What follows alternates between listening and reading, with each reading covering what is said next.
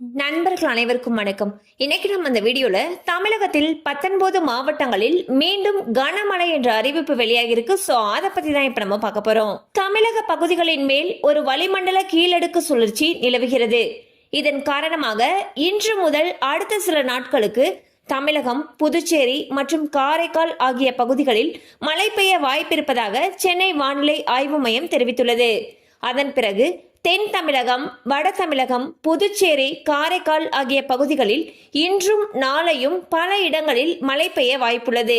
இந்நிலையில் தற்பொழுது தமிழகத்தில் 19 மாவட்டங்களில் இடி மின்னலுடன் கூடிய கனமழை பெய்ய வாய்ப்பிருப்பதாக சென்னை வானிலை ஆய்வு மையம் தெரிவித்துள்ளது.